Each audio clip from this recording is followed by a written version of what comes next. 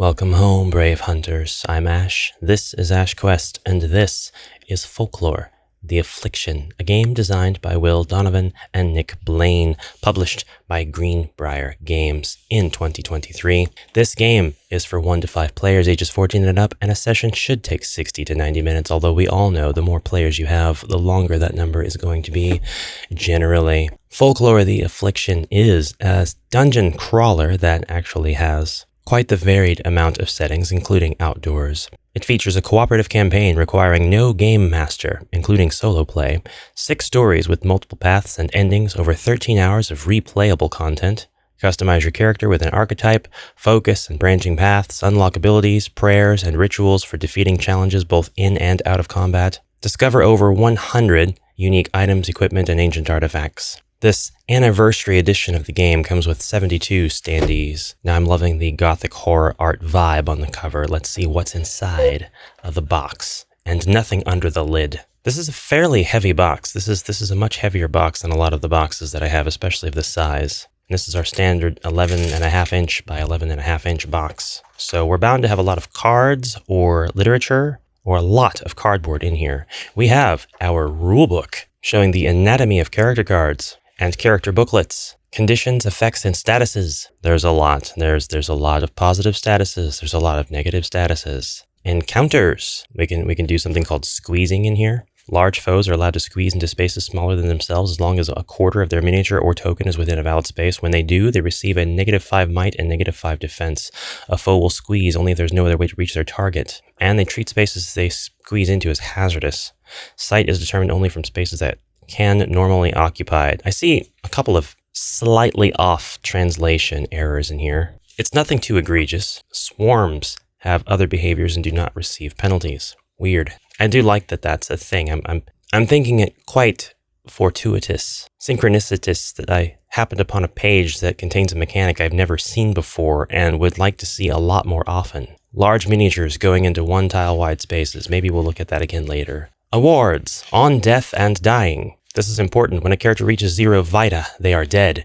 That is not the end, however. When a character dies, they play on as their ghost. A ghostly silver cord connects the soul and the body, and the silver cord stays intact unless your ghost points are reduced to 0 before the physician in town can revive you. When ghost points drop to 0, ghost points, I love that. That cracks me up. The silver cord breaks and the ghost is moved to limbo. Characters in limbo may not participate in the game until brought back to life by the gypsies, by certain character abilities, or by other special circumstances that can occur in the game. A group may elect to have a player whose character is in limbo act as the controller and storyteller until their character is brought back to life. That's something. That is something. A lot of good stuff in here. I can already tell this is going to be a little bit crunchy with status effects. Negative and positive. There were quite a few to keep track of just in the base game. We have Story Journal 1, The Adventure Begins. It looks like we're going to get a skirmish tutorial. Love that. World map travel tutorial, choose your path tutorial. Actually really happy to see the tutorials in here. It's something that I think basically every single board game maker should always do. There should be a literature form of tutorial. There should be a Dized app for the game. Always, if you can manage that. I don't know what kind of business relationship you have to have with Dized or what kind of money is involved, but if you can do that, that is a fantastic thing to do. So this is actually very learnable because it has the tutorial and the very simple intro. I've seen that in other games like Gloomhaven. Gloomhaven is very big, but it does put a lot of effort into teaching you how to play it. It doesn't just throw you in and expect you to read the rulebook and remember everything before running your first game on game night, which is one of the most stressful things you can do. We've got a chapter skirmish table, which determines who we're going to run into for the skirmishes. We have the story to Root of Evil. Should take 120 minutes, is that what you're telling me? It's stark contrast to what the board game box said it was going to take. I guess the sessions could be multiple to a chapter. That must mean that there's a predefined end that you get to within the chapter. I think it's probably more that the whole thing's going to take 120 minutes and there's a disconnect, but we'll see. Yeah, this is one of the map tiles that comes with the game. I don't want to go through the rules and stuff too much. This is a really neatly laid out book. It's not at all like a quest book where you have the map on one side and all of the effects and everything on the other. It's a lot more narrative looking based, which makes sense because you're not playing with a map that is supposed to be hidden from other players. This is supposed to be a DM-less game. All right, so moving on to the tokens. We have double-sided It folded open. Was that necessary? I hope it didn't cost more for them to have a board that folds open, and all I'm really going to do with that is punch the tokens out. But okay, that's cool. We've got all of our status effects. We've got characters, it looks like. Got some other symbols. And then on the back, we have the names of all of this stuff, which is extremely useful. Afflictions, snares, spawns, flames, lots and lots of flames, bandages. Actually, I like that this game has flame, a representation of a fire spreading throughout the game board during a scenario. That's really cool. We've got more wooden stakes, torches, corrosives, infectives, boons, and then a bunch of different items like the spirit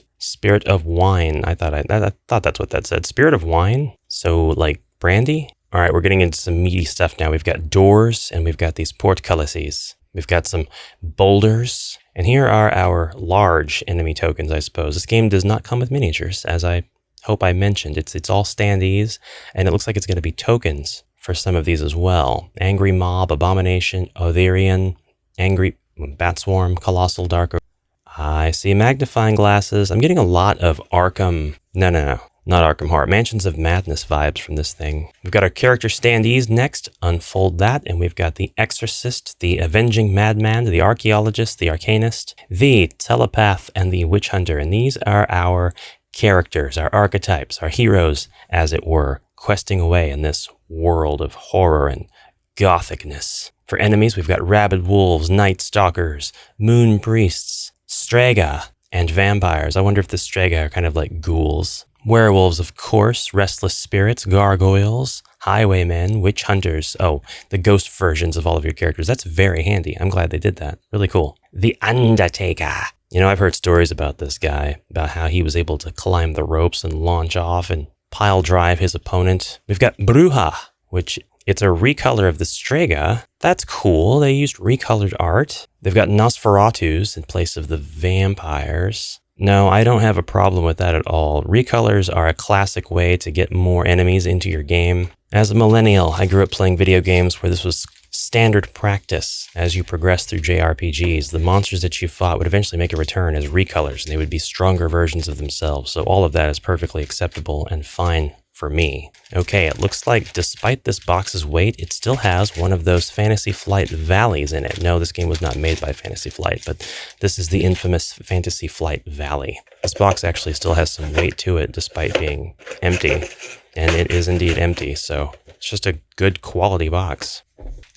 We have a lot of Ziploc baggies. Here are our character books for the aforementioned Telepath and Witch Hunter and Exorcist and Avenging Madman and Archaeologist and Arcanist. You can choose a character focused. In the Arcanist's case, this is Numerologist or Seeker. And it looks like we have checkboxes here, which I don't like. Please don't mark on your materials. Do what you want with them, obviously, but please don't. For Numerologist, once per chapter, the Numerologist can spend a power point to re-roll any of her own die rolls. Once per story, she may roll 2 dice instead of 1 for any roll she wishes in the game and take her choice of the higher or lower of the 2 values. For Seeker, she has 2 auras and can use them as long as she has at least 1 unspent power point. They are represented by a double-sided token with a light and dark side. Once per encounter, the Seeker may activate one of her auras.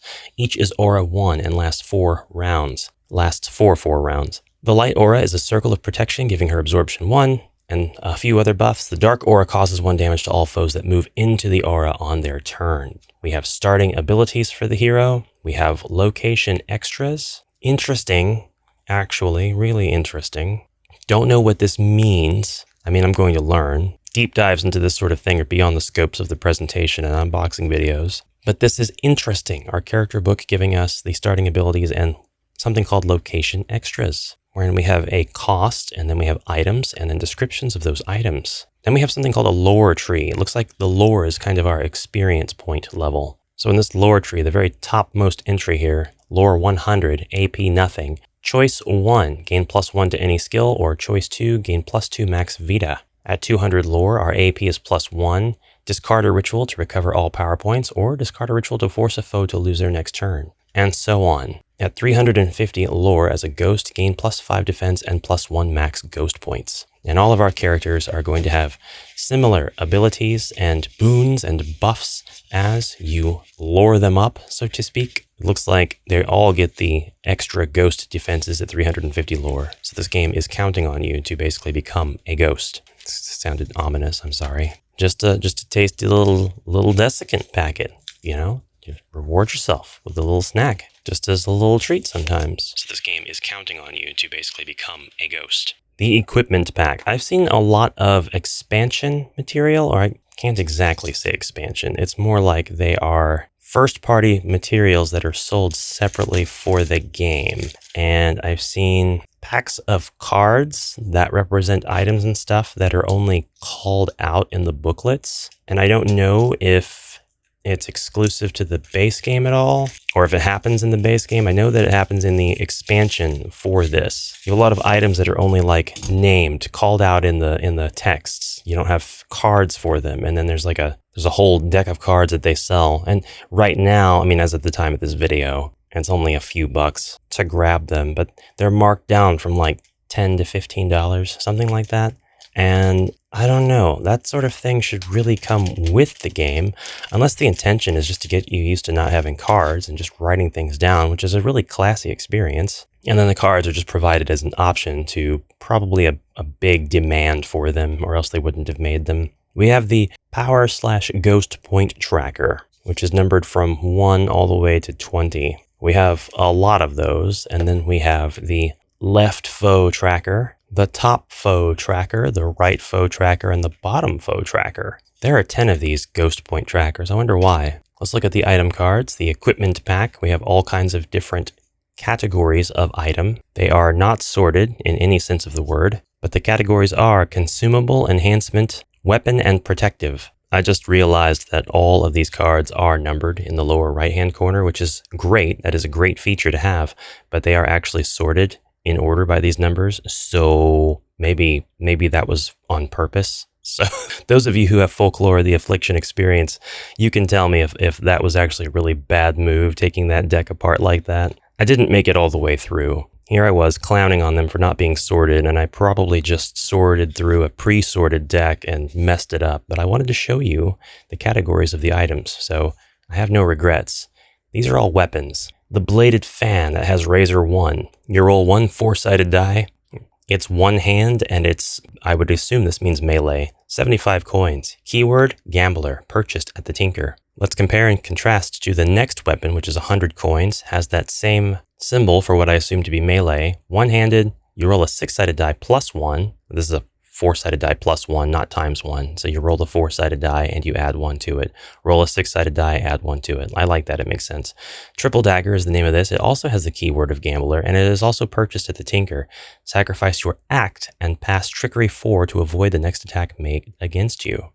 The Steel Meat Tenderizer has the keyword of cook and crushing. We next have the throwing knives, and it looks like we are provided with a counter on the card. Always really nice to have. This is a ranged weapon indicated by the arrows. It is one-handed. Now this is interesting. We're looking again at what look like weapons, but these are classified as enhancements. These are the brass knuckles with the keyword of revenge purchased at the Tinker.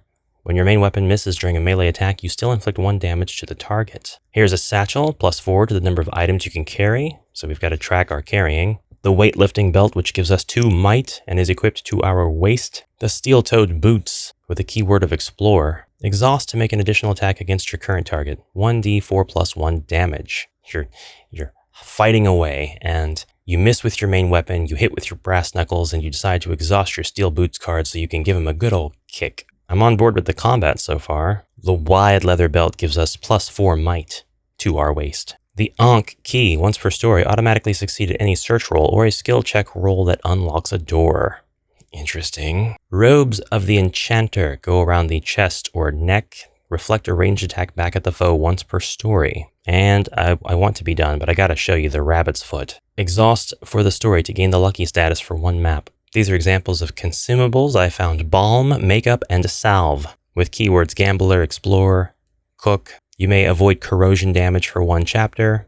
So we have consumables that give you quest timed buffs. I am a big fan of that, actually. I like consumables that will buff you against something or with something for the duration of a whole chapter or a whole quest or 1 whole session. one layout of the boards, if you will. It's no tracking to be done. It's just you finish it up and then you exhaust whatever consumables you used. But there are also items that will, of course, cure different negative effects on your character, like recovering 2d4 vita or curing the sickened status. I like that stuff. Finally, we have protectives, and I mean, at this point, you basically see what's going on here and how these are going to work. The trench coat, the heavy leather trench coat, gives you +1 ecology and +8 defense.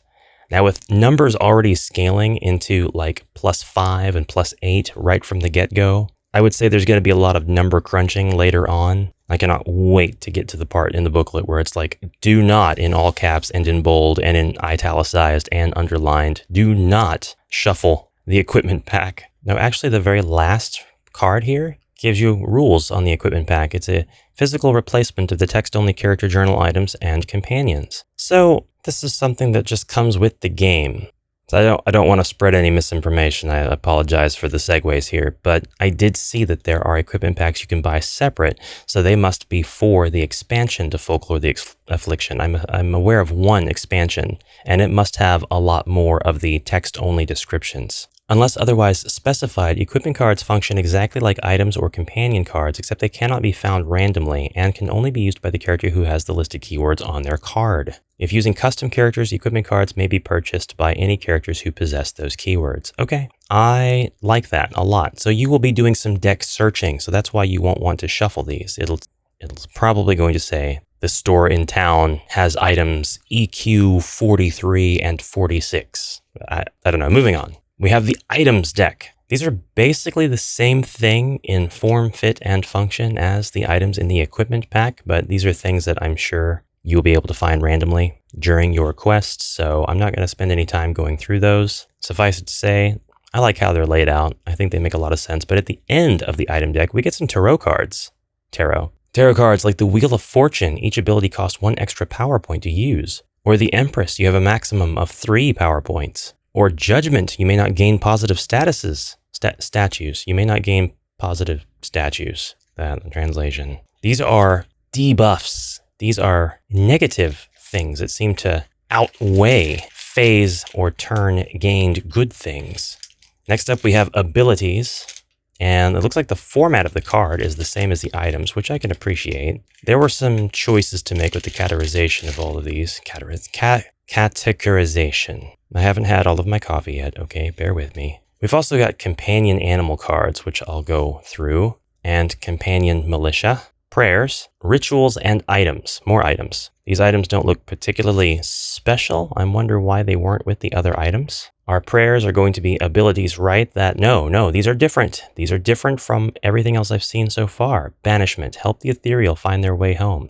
All non-affliction lose 2d4 vita and are banished on a d10 at 8+. A banished target is removed from combat, granting no awards. Ignores ethereal, faith 9. Let's find one with lower faith. Purify body, you pray for your allies to be cleansed of illness. Remove the sickened status and all infection tokens from the group, faith 7. Out of body, you allow your allies to cross the veil of death for a time. You allow your allies to cross into the spirit world for a time. The group becomes ethereal for 1 encounter. Okay, going into the rituals now. More or less the same, but these have occult specified at the bottom instead of faith. Cloak of the Wind, the power of the 4 winds fuel your movement. All characters become swift. Disorientation, you flood the minds of your enemies with confusing images. All foes receive -5 might and -5 defense for the current encounter. Looking through the abilities now, not shuffling them. Okay, we are in familiar territory here. Zoroaster's Cry. All characters are given a shield of positive energy, providing absorption 2 against melee attacks for the current encounter. It looks like this is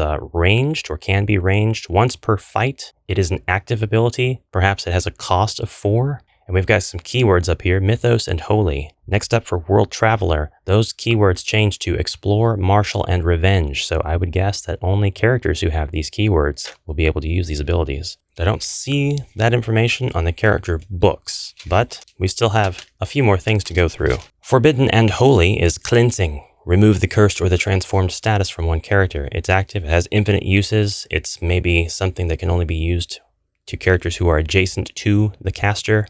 And I think it has a cost of 2. We have an hourglass symbol on this one, and we've got once per round, once per fight. So despite the absence of symbols in the fields sometimes, it looks like The third one here is always dedicated to when you can use this. The middle one always dedicated to whether it's melee or ranged, and so on. Look at our companion animals. A cobra, that's terrifying. Non-ethereal foes that enter a space adjacent to you lose 1 vita. Animal melee. It goes on like that with a dove, a drake, a golden canary. The canary sings a peaceful melody. You cannot be spooked. The good boy, look at the hound. We have a mare. We have a mustang, just in case the mare wasn't manly enough for you, I guess. And we have the snow owl, Athena in disguise. If you're not into animals, you can be into the militia, and you can have a farmer as a companion, or a minstrel, or a mystic, or a priest, or a soldier, or a tinker, or a townsman, or a vagabond, or perhaps a stick man. What? All right, everybody's looking at this board. I see you looking at it. I see you looking at it. It's on the screen. You can't help but look at it if you're watching the video. It's time to unfold the board and see upon what grounds do these horrific adventures take place. And I'm here to tell you it's not really that kind of a board. This is to be sat aside and track the progress of the party. But we have a map of the world. Nurian's Hollow, Moroi Peaks, the Dark Spire, the Goran Tombs, Ramenov's Wood, the Standing Stones, the city of Yoratrusk, and the town of Wayland Point, among many other locations, are all illustrated here. Of note, all of these places have borders, as if you will need to count each border as its own space or region, so as soon as you cross over into them, you may have to consider some sort of story point or roll check, or the conditions upon how you are playing must slightly change. I noticed that all of the roads have their own spaces as well. They are divided up into these sections, and I don't think that that's accidental. I think that there is a reason for that. We've also got red lines, which I'm sure are impassable unless you are traveling over the bridges. Then again, there's no way, seemingly, to get into Darkspire. Ah, I see there's a key in the lower left corner. Roads, rivers, area borders, and no passage. Well, at least it's intuitive, because if I can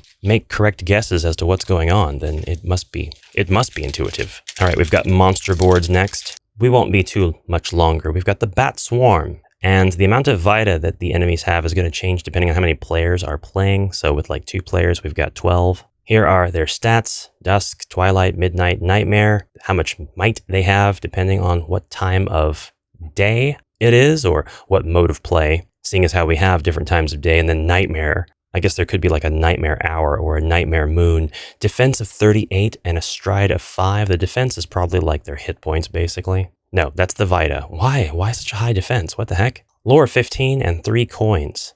This creature is a swarm. The bat swarm's Vita represents the number of bats contained within it. For every 4 bats, add +1 damage to their attacks. And then we have powers. And then we have some arrows, some up, down, left, right arrows. Don't know what that's for. Perhaps it's to save on table space, because I know that our enemy trackers have top, bottom, left, and right designations on them. So maybe if you can have up to 4 enemies per encounter, you'll place them in a grid, and then you can have your... I don't know. The Dark Oak is looking really cool, and it has a reach of 2. Wispy Woods never looked more horrifying. The Decaying Dead is here. Trying to remember what wine tastes like as it... Oh gosh, look at its powers. Rip and Tear? That's horrifying. And then Spontaneous Decomposition. What? The Decaying Dead explodes in a shower of gore, causing all adjacent characters and foes to lose 1d10 Vita. Remove the Decaying Dead from the map. My goodness. We've got symbols here in the corner as well. We had trees for the Dark Oak and the Bat Swarm, and then for the Decaying Dead and the Flesh-Eating Ghoul, these become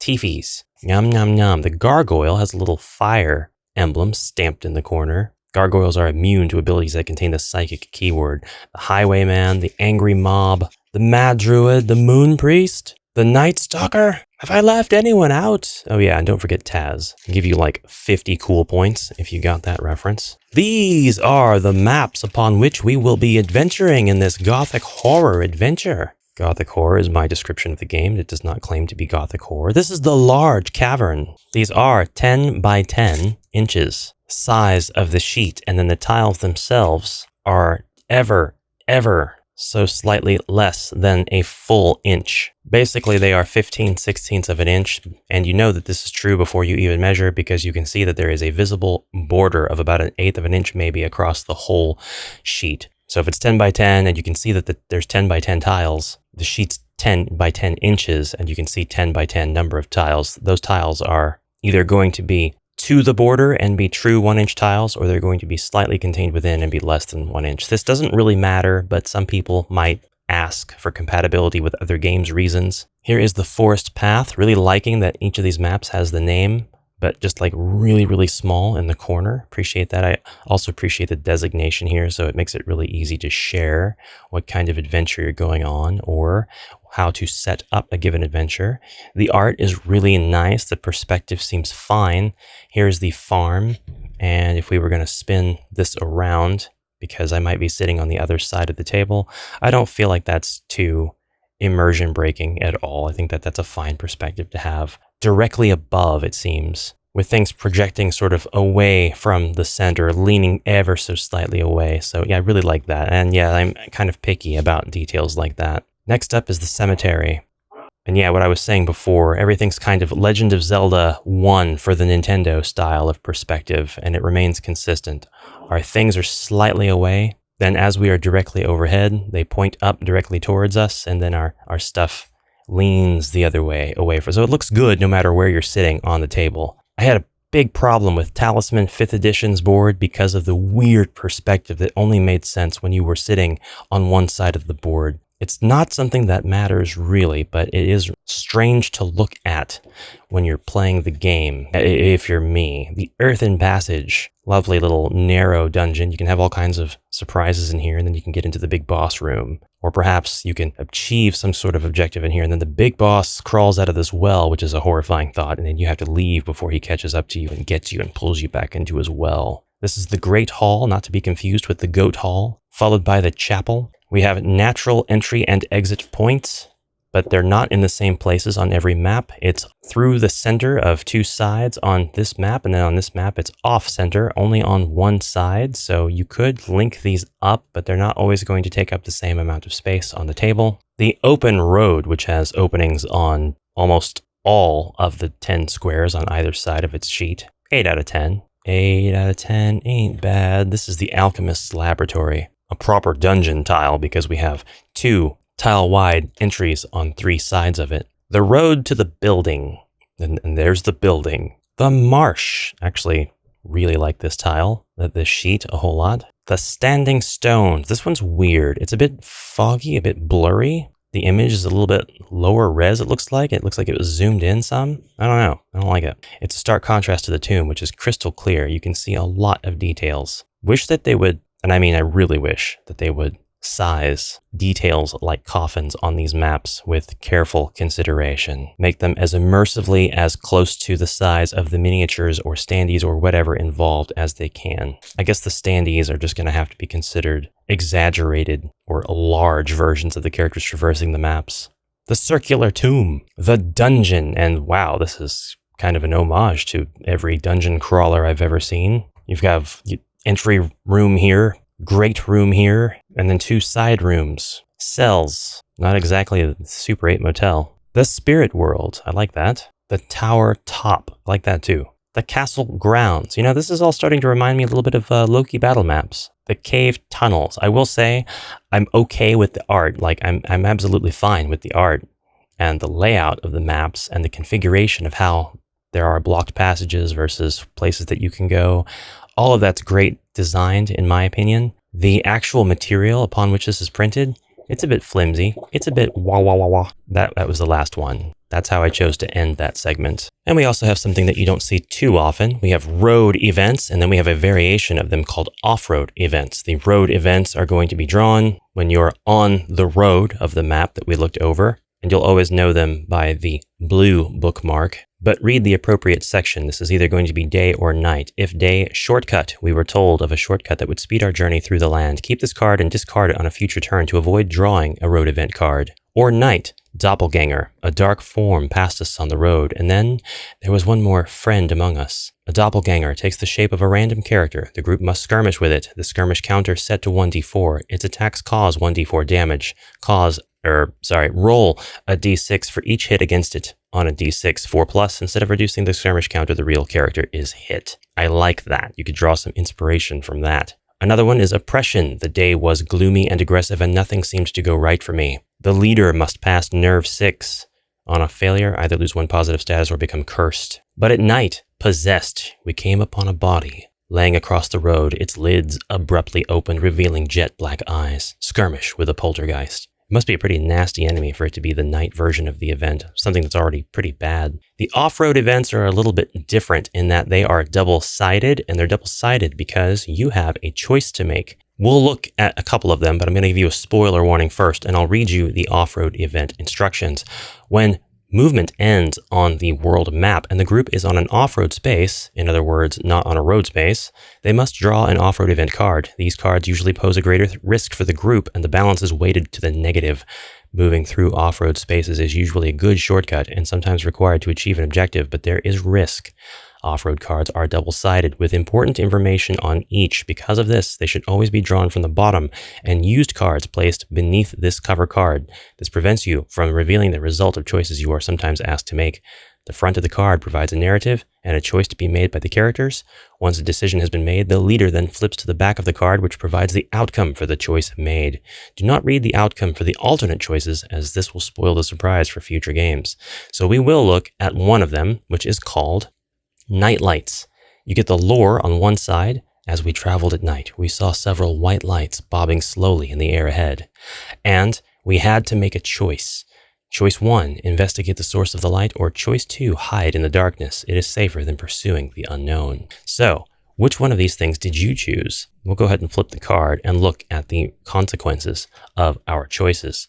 For Choice 1, pursuing the lights, we entered a small wooded glade. Within were tiny will-o-the-wisps dancing in midair. Roll 1d6. This could actually be a good thing. All characters will remove 1 negative status and make a free rest action without a skirmish. Or it could be a bad thing, as they said, weighted to the negative on a roll of a 4 through 6 on a 1d6. The lights belong to the glowing spirits of the dead. Skirmish with a restless spirit. Choice 2, if you choose to hide. We hid in the black of night and watched the lights slowly disappear, leaving us without a sense of direction. All characters without equipped light sources must pass Trickery 6 or receive 1d6 snare damage due to tripping over the underbrush. I'll read one more. Innocence lost. The sun shone brightly as we journeyed. As we passed a small cave, we heard a faint whimpering from within. We entered to find a young woman sitting on the floor with her back against the wall. She cradled an injured arm. Looking destitute, she implored us to help her. Choice 1, try to heal her with an appropriate item or ability. Choose this only if you have the capability to do so. Or Choice 2, take her as a companion in hopes of finding help in town. There are additional rolls that you will make from this point on, depending on which choice you made, so this could still end up being a good thing, or a bad thing, or a worse thing. She could end up being a vampire or a gray goo. I like these a lot. The last thing that we have with all of this are our plastic components, and if we rip open this bag with ardent fervor and empty it out, we get exactly 1 meeple, which I'm sure is supposed to represent our character, or perhaps a bell, traveling through the countryside, because it was going to be a unique thing that represented the party. And then we have all of our standees, bases, so you know that no more than the maximum amount of these things could be on the board at any time, at least not without some logistical challenges. We have 5 ivory cubes, very similar to the Game Crafter cubes.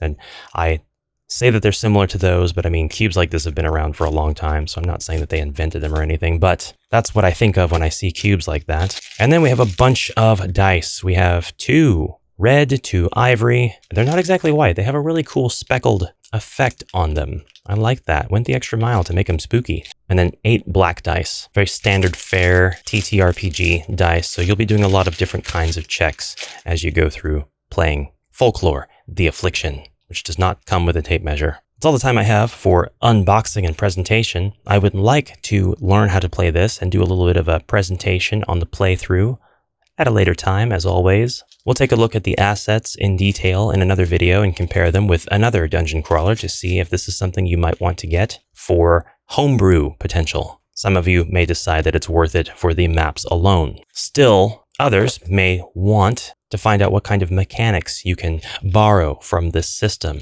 to supplement your own homebrew games. As for me, this will be put away for some time so that I can prioritize all of the other games about which I have said the exact same things. Until such a time comes as we will be looking at this game, I hope you'll wait patiently. And until the next exciting adventure, brave heroes, I thank you very much for your participation in this horrific trek through the world of Folklore, the Affliction, and I will see you in the next. Until then, onward and farewell for now.